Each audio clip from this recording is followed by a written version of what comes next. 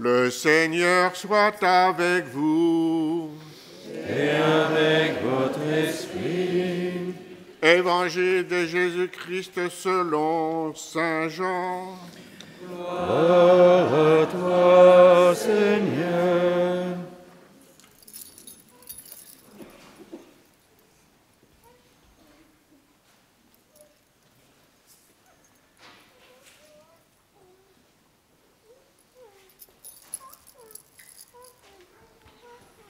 Le premier jour de la semaine, Marie-Madeleine se rend au tombeau de grand matin. C'était encore les ténèbres. Elle s'aperçoit que la pierre a été enlevée du tombeau. Elle court donc trouver Simon-Pierre et l'autre disciple, celui que Jésus aimait, et elle leur dit: on a enlevé le Seigneur de son tombeau et nous ne savons pas où on l'a déposé. Pierre partit donc avec l'autre disciple pour se rendre au tombeau. Ils couraient tous les deux ensemble, mais l'autre disciple courut plus vite que Pierre et arriva le premier au tombeau. En se penchant, il s'aperçoit que les linges sont posés à plat. Cependant, il n'entre pas. Simon-Pierre, qui le suivait, arrive à son tour. Il entre dans le tombeau. Il aperçoit les linges posés à plat, ainsi que le suaire qui avait entouré la tête de Jésus. Non pas posé avec les linges, mais roulé à part à sa place. C'est alors qu'entre l'autre disciple, lui qui était arrivé le premier au tombeau. Il vit et il crut. Jusque-là, en effet, les disciples n'avaient pas compris que selon l'Écriture, il fallait que Jésus ressuscite d'entre les morts. Acclamons la parole de Dieu. Louange à toi, Seigneur Jésus.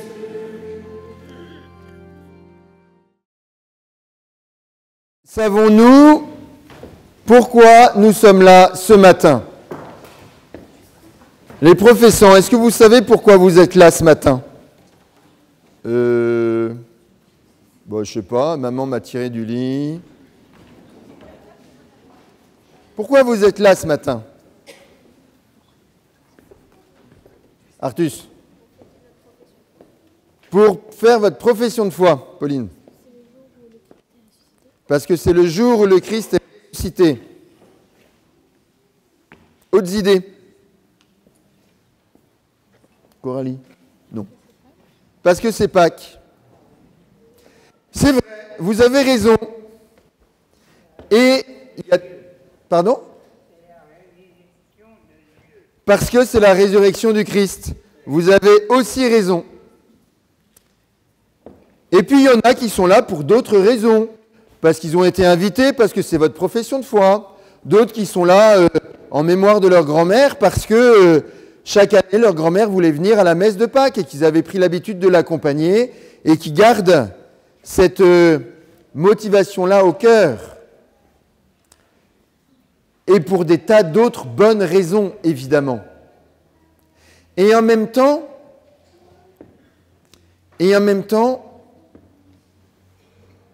aucune de ces raisons n'est à la hauteur de ce qui nous concerne, de ce qui me concerne, moi, personnellement, aujourd'hui, où je suis là à célébrer la résurrection du Christ. Parce que je peux célébrer la résurrection du Christ comme un événement sympathique. C'est plutôt sympa de se dire que finalement la vie a vaincu la mort. C'est plutôt cool.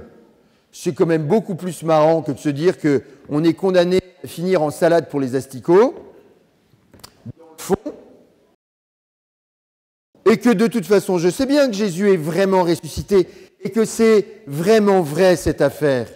Croyons-nous vraiment que si on avait affaire à des textes de propagande mensongère, il nous expliquerait que les disciples n'ont jamais rien compris à ce que Jésus leur a expliqué, qu'ils se sont tous barrés au moment de la passion de Jésus, qu'en plus il a été trahi par l'un des siens? Bon, bien sûr que non. Il ne nous raconterait pas ça.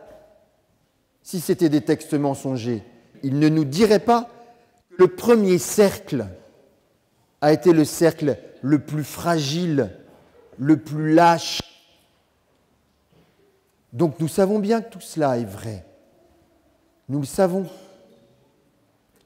Que tout cela est historiquement solide, qu'il s'est bien passé un truc il y a 2000 ans au matin de Pâques. Nous le savons.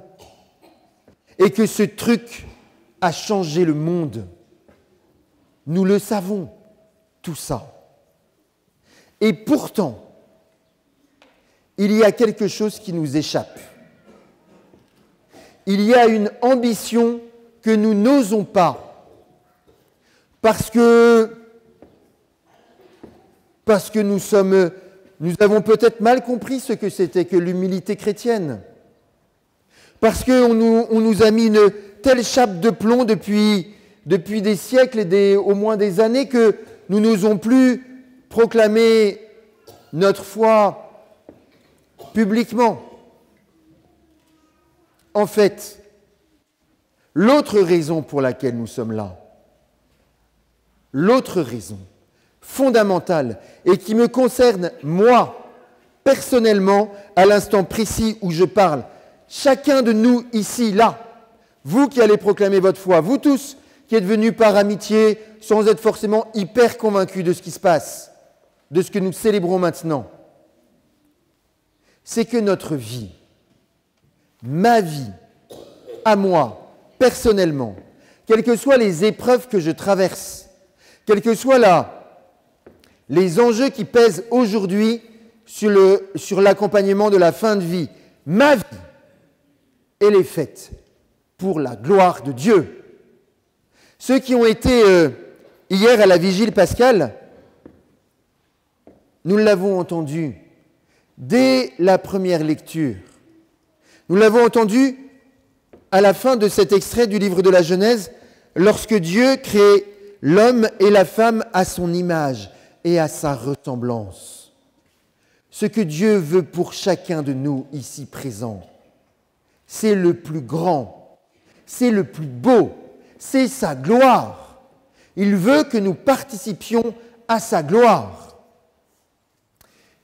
Et pour cela, pour que nous rentrions dans cette gloire, il nous donne cette petite chose qui a l'air de 3 fois rien.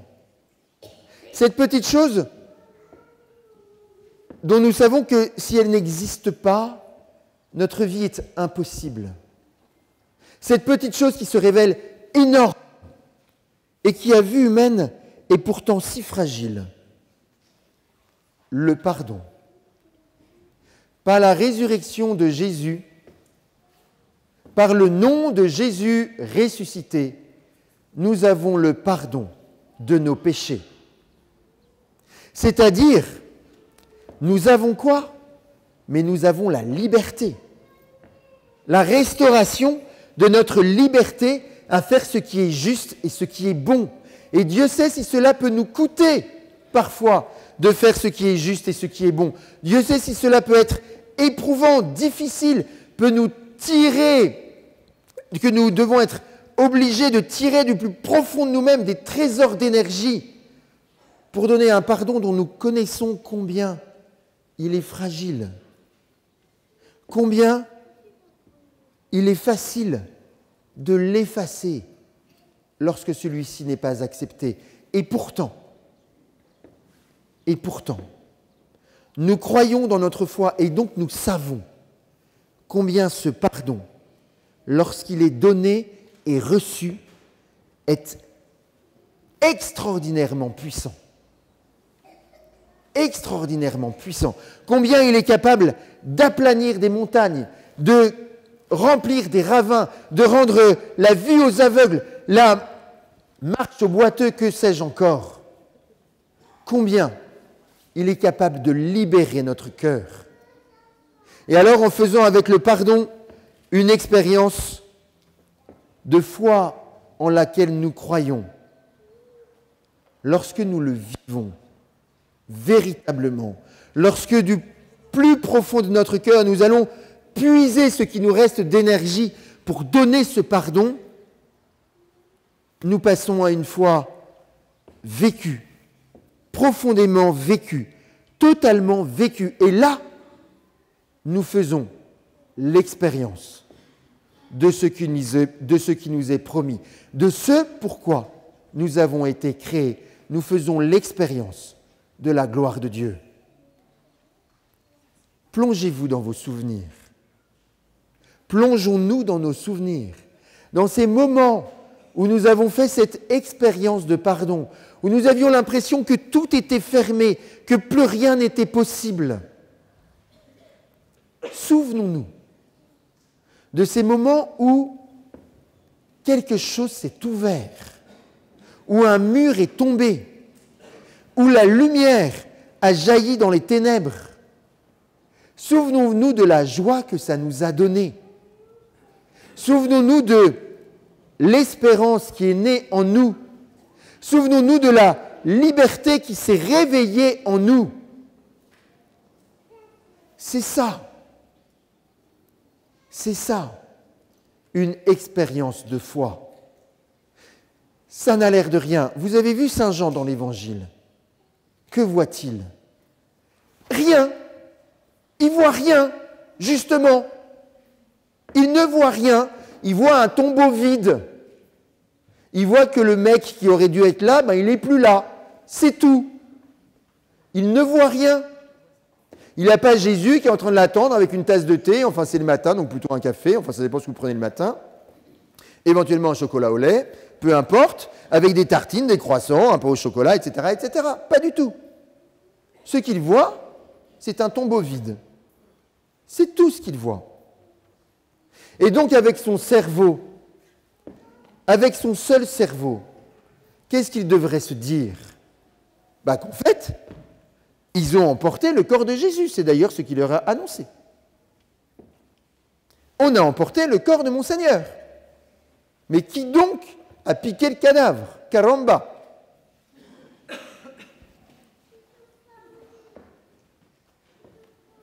Saint Jean voit dans ce tombeau vide, dans cette chose qui ressemble à rien, qui n'a l'air de rien, qui est d'une fragilité infinie, et nous en faisons l'expérience. Nous sommes en réalité si peu nombreux à croire en la mort et la résurrection du Christ. Nous savons bien combien le tombeau vide est un signe d'une infinie fragilité. Eh bien, face à cet événement, à ce signe fragile, Jean passe de l'intelligence à la foi. Il vit et il crut. Que voyons-nous dans nos expériences du pardon? À part un signe infiniment fragile, mais qui, en nous, libère d'extraordinaire puissance à faire le bien. Vous qui allez proclamer votre foi dans quelques instants, c'est cela que vous êtes appelés à vivre. C'est cela que vous êtes appelés à proclamer. Vous l'avez entendu dans la première lecture. Jésus, partout où il passait, faisait le bien. Il arrêtait le mal. Il l'empêchait de progresser. Face à lui, toutes sortes de mal s'arrêtaient net. Croyez, vivez la foi que vous allez proclamer dans quelques instants. Vivez profondément cette foi que vous avez reçue au jour de votre baptême. Faites cette expérience magnifique du pardon donné. Faites cette expérience magnifique de la liberté authentique des enfants de Dieu à faire ce qui est juste et ce qui est bon. Et expérimentez, ressentez au plus profond de vous cette chose, cette émotion que rien ne peut détruire. Rien. Cette joie, simplement, d'avoir été d'authentiques disciples missionnaires de Jésus ressuscité.